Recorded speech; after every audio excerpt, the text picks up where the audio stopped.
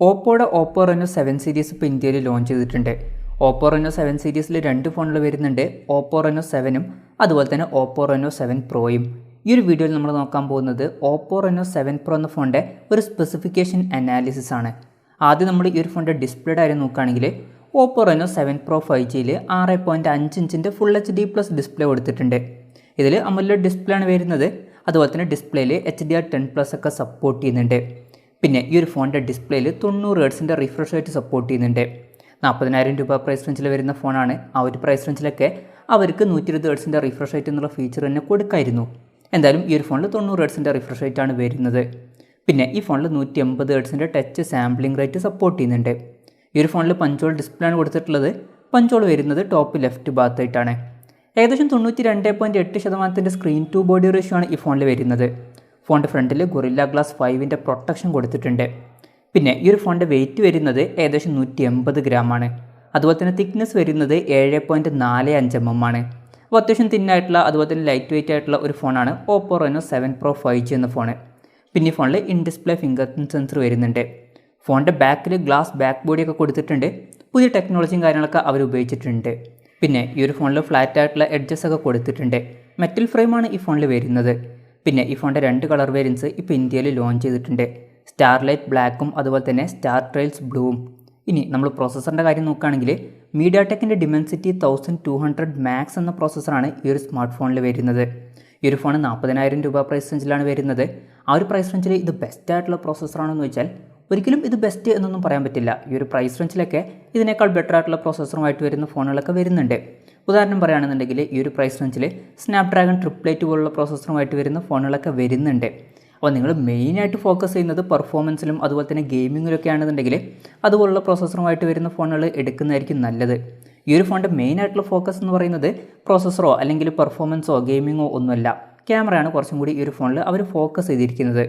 എന്ന് വിചാരിച്ചിട്ട് ഇത് മോശം പ്രോസസ്സറാണെന്നല്ല, പക്ഷേ ഈ ഒരു പ്രൈസ് റേഞ്ചിൽ ഇത് ബെസ്റ്റ് അല്ല.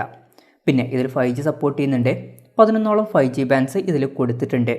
പിന്നെ ഈ ഫോണിൽ 12 GB റാം കൊടുത്തിട്ടുണ്ട്. 256 GB ഇൻറ്റേർണലും വരുന്നുണ്ട്. അത് വളരെ നല്ലൊരു കാര്യം തന്നെയാണ്. പിന്നെ ഈ ഫോണിൽ LPDDR4Xൻ്റെ റാമാണ് ഉപയോഗിച്ചിരിക്കുന്നത്. UFS 3.1 സ്റ്റോറേജ് ടൈപ്പ് ഇതിൽ വരുന്നുണ്ട്. പിന്നെ ഈ ഫോണിൽ മെമ്മറി കാർഡ് സ്ലോട്ട് കൊടുത്തിട്ടില്ല. മെമ്മറി എക്സ്പാൻഡ് ചെയ്യാൻ പറ്റില്ല. അതുപോലെ തന്നെ ഈ ഫോണിൽ 3.5 mm ഓഡിയോ ജാക്കും കൊടുത്തിട്ടില്ല. ഇപ്പോൾ ഈ ഒരു പ്രൈസ് റേഞ്ചിലൊക്കെ പല ഫോണുകളിലും ഇങ്ങനെയാണ്. 3.5 mm ഓഡിയോ ജാക്കും അതുപോലെ തന്നെ മെമ്മറി കാർഡ് സ്ലോട്ടൊക്കെ മിസ്സിംഗ് ആണ്.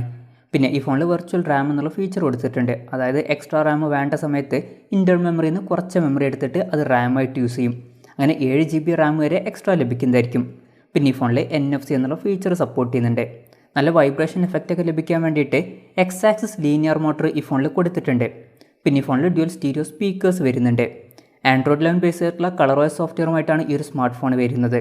ഇനി ക്യാമറയുടെ കാര്യം പറയുകയാണെങ്കിൽ ഫോണിൻ്റെ പിന്നിൽ 3 ക്യാമറ സെൻസേഴ്സാണ് വരുന്നത്. 50 മെഗാപിക്സലിൻ്റെ f1.8 അപ്പേഴ്സിൽ വരുന്ന മെയിൻ ക്യാമറ സെൻസർ ഈ ഫോണിൽ കൊടുത്തിട്ടുണ്ട്. ഇത് സോണി IMX766ൻ്റെ സെൻസറാണ്. സെൻസർ സൈസ് വരുന്നത് 1/1.56 ഇഞ്ചാണ്. രണ്ടാമത് 8 മെഗാപിക്സലിൻ്റെ f2.2 അപ്പേഴ്സിൽ വരുന്ന അൾട്രാ വൈഡ് ആംഗിൾ ലെൻസ് കൊടുത്തിട്ടുണ്ട്. പിന്നെ മൂന്നാമത് 2 മെഗാപിക്സലിൻ്റെ f2.4 അപ്പേഴ്സിൽ വരുന്ന മാക്രോ ലെൻസാണ് വരുന്നത്. പിന്നെ ഈ ഫോണിൽ ഒരു ഡെഡിക്കേറ്റഡ് കളർ ടെമ്പറേച്ചർ സെൻസറും കൊടുത്തിട്ടുണ്ട്. സെൽഫി ക്യാമറയുടെ കാര്യം പറയുകയാണെങ്കിൽ ഫ്രണ്ടിൽ 32 മെഗാപിക്സലിലെ സെൽഫി ക്യാമറയാണ് വരുന്നത്. ഇത് സോണി IMX709ൻ്റെ സെൻസറാണ്. ആദ്യമായിട്ടാണ് ഈ ഒരു സെൻസർ സെൽഫി ക്യാമറയിൽ ഉപയോഗിക്കുന്നത്.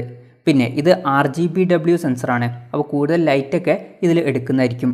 പിന്നെ ബാറ്ററിയുടെ കാര്യം പറയുകയാണെങ്കിൽ ഈ ഫോണിൽ 4500 mAhൻ്റെ ബാറ്ററി കൊടുത്തിട്ടുണ്ട്. 65 വാട്ടിൻ്റെ ഫാസ്റ്റ് ചാർജിങ് സപ്പോർട്ട് ചെയ്യുന്നുണ്ട്. ടൈപ്പ് C ചാർജിംഗ് പോർട്ടുമായിട്ടാണ് ഈ ഒരു സ്മാർട്ട് ഫോൺ വരുന്നത്.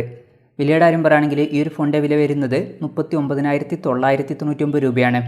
ഫെബ്രുവരി 8 മുതലാണ് ഈ ഫോണിൻ്റെ സെയിൽ സ്റ്റാർട്ട് ചെയ്യുന്നത്. പിന്നെ ബാങ്ക് ഓഫേഴ്സും കാര്യങ്ങളൊക്കെ വരുന്നുണ്ട്. ICICI bank, Kodak Mahindra, standard chartered, IDFC first bank, bank of Baroda അതുപോലെ തന്നെ ഫെഡറൽ ബാങ്കിൻ്റെ ഒക്കെ കാർഡ് യൂസ് ചെയ്യുകയാണെന്നുണ്ടെങ്കിൽ 10% ഓഫും ലഭിക്കുന്നതായിരിക്കും. എന്തായാലും നമ്മൾ ഓവറോൾ നോക്കുകയാണെന്നുണ്ടെങ്കിൽ സ്പെസിഫിക്കേഷൻ വൈസ് ഈ ഒരു പ്രൈസ് റേഞ്ചിൽ ഏറ്റവും ബെസ്റ്റ് ഫോണാണ് ഓപ്പോ റെനോ 7 പ്രോ 5G എന്നൊന്നും പറയാൻ പറ്റില്ല. എന്നാലും ഈ ഒരു പ്രൈസ് റേഞ്ചിൽ തരക്കേടില്ലാത്ത ഫീച്ചേഴ്സൊക്കെ കൊടുത്തിട്ടുണ്ട്. പിന്നെ ക്യാമറയിൽ കുറേ ഫീച്ചേഴ്സും കാര്യങ്ങളൊക്കെ ലഭിക്കാൻ സാധ്യതയുണ്ട്. പ്രത്യേകിച്ച് സെൽഫി ക്യാമറയിൽ നല്ലൊരു സെൻസറും കാര്യങ്ങളൊക്കെ ഇതിൽ കൊടുത്തിട്ടുണ്ട്.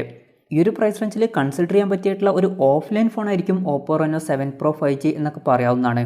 എന്തായാലും ഈ ഒരു ഫോണിനെ പറ്റിയിട്ടുള്ള നിങ്ങളുടെ അഭിപ്രായം ജസ്റ്റ് ഒന്ന് കമൻറ്റ് ചെയ്യുക.